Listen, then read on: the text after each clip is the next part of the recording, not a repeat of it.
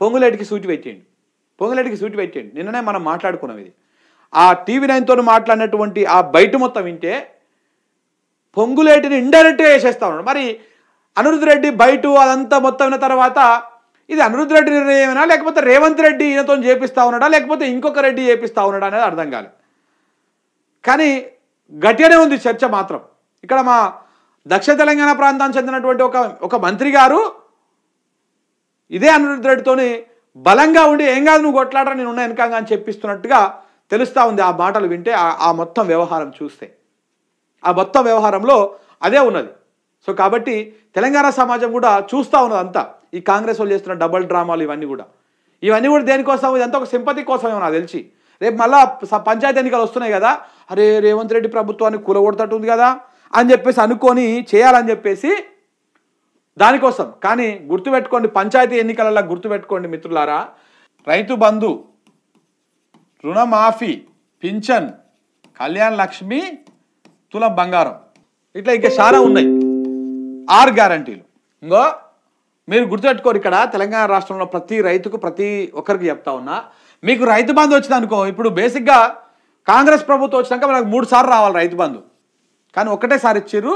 అది కూడా 4 నెలల పాటు ఇచ్చిర్రు, మిగతా 2 ఎగ్గొట్టిర్రు.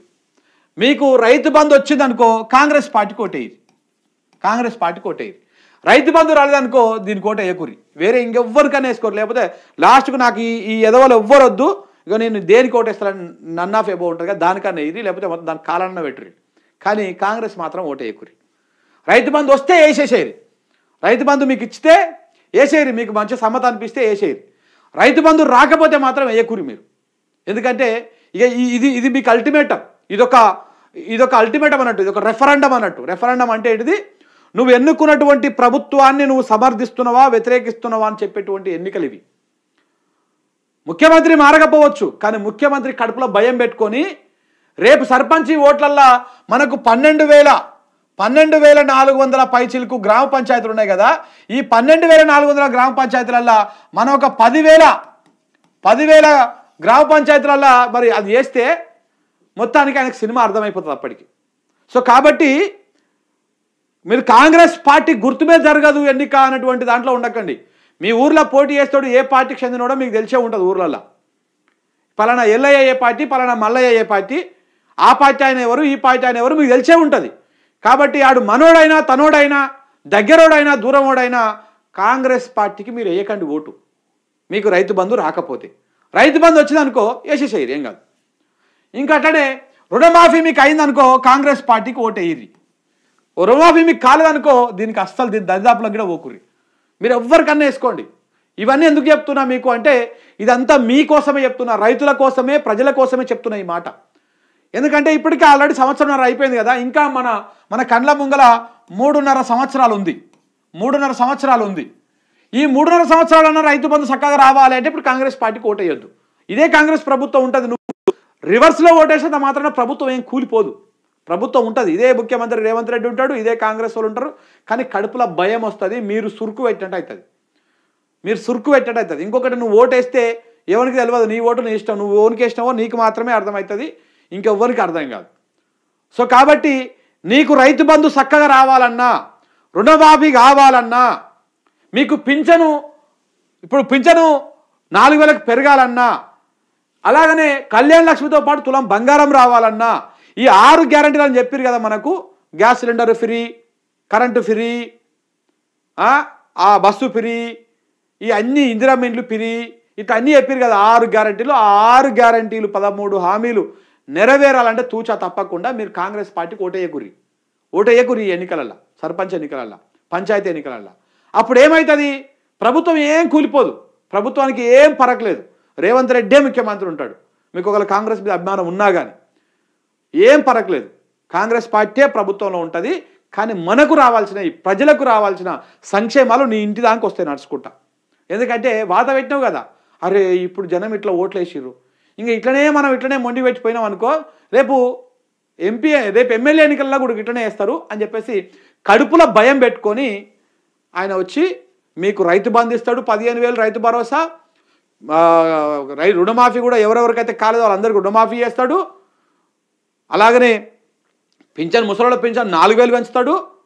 దాంతోపాటు ఈ కళ్యాణ లక్ష్మి కానీ ఈ 6 గ్యారెంటీలు కానీ ఇవన్నీ కూడా చక్కగా చేసుకుంటూ వస్తాడు. లేకపోతే ఇట్లనే కోతలు పెడతాడు, అప్లికేషన్లు అంటాడు, గ్రామ సభలు అంటాడు, మళ్ళా సబ్ కమిటీలు అంటాడు, ఈ మీటింగ్ అంటాడు, ఆ మీటింగ్ అంటాడు, మండలానికి ఒక గ్రామం అంటాడు, పైలట్ గ్రామం అంటాడు, ప్రాజెక్ట్ అంటాడు, అదంటాడు ఇదంటాడు, మొత్తానికి ఎగనామం పెడతాడు.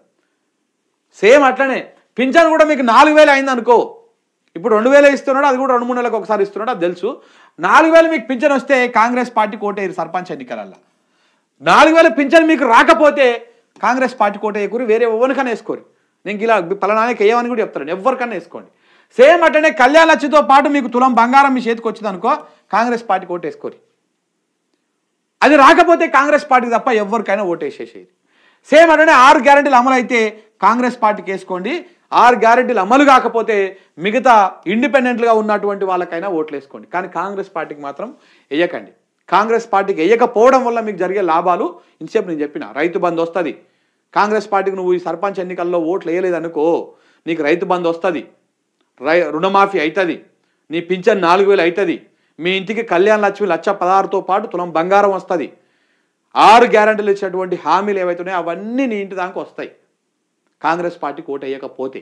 ఎందుకంటే కడుపులో భయం ఉంటుంది ముఖ్యమంత్రికి, అరే ప్రజలు మొత్తం తిరగబడ్డారు నా మీద, మొత్తం సర్పంచ్ ఓట్లలో మొత్తం గంపగుతగా నన్ను ఒడగొట్టిర్రు, ఇక ఇప్పుడు ఆయన నా సీటుకు ఉన్న పలంగా ప్రమాదం లేదు, కానీ భవిష్యత్తులో ఈ 3.5 సంవత్సరాల లోపల మనం కనుక పని చేయకపోతే రేపటి నాడు మళ్ళీ ఇంతే ఘోరంగా ఓడగొడతారు అని చెప్పేసి భయం వచ్చి, ఆ భయంతో రేపు మనకు ఈ పనులన్నీ చేస్తాడు. ఈ రైతు బంధు కానీ, రుణమాఫీ కానీ, పింఛన్ కానీ, కళ్యాణ లక్ష్మి తులం బంగారం కానీ, 6 గ్యారెంటీలు కానీ, 613 హామీలు కానీ, 420 హామీలు కానీ ఇవన్నీ నెరవేర్చేటువంటి ప్రయత్నం చేస్తారు. పోన్లే 50% అన్న నెరవేరుస్తారు, సగంలో సగం కన్నా.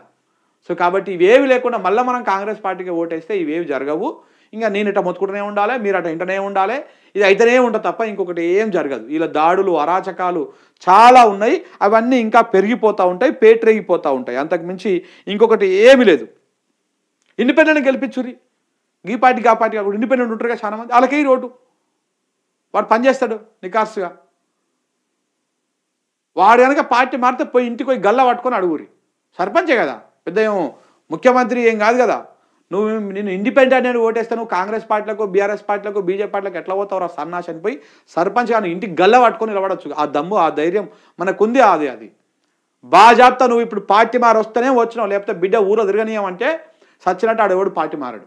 చైతన్యం రావాలి మనకు, లేకపోతే నడవది. సర్పంచ్ మారంగానే పోయినంట కదా అని చెప్పేసి ఓన్ సదరాడు ఉంటే నీ ఓటుకు విలువ లేదు. ఇంకొకటి పైసలు తీసుకోకూరి, ఈ ఒక్కసారి పైసలు తీసుకోకపోతే ఏం మనం ఆ పైసలు ఆ సర్పంచ్ ఎన్నికలలో వాడిచ్చే పైసలతో కోటలు ఏం కట్టము, లేకపోతే మనం ఏం బిల్డింగ్లు ఏం కట్టము, 1-2 రోజులు తినేసి పెంటగడ్డకి వేసేస్తాం. సో కాబట్టి ఆ పైసలు తీసుకోకూరు. ఆడెంతో 1000-2000 ఇస్తాడు ఓటుకు ఊరల్లా. ఆ 1000-2000 తీసుకోవడం వల్ల మనకు ఒరిగేది లేదు, అయ్యేది లేదు. దయచేసి తీసుకోకూరి, రూపాయి కూడా తీసుకోకుండా ఓట్లేరు.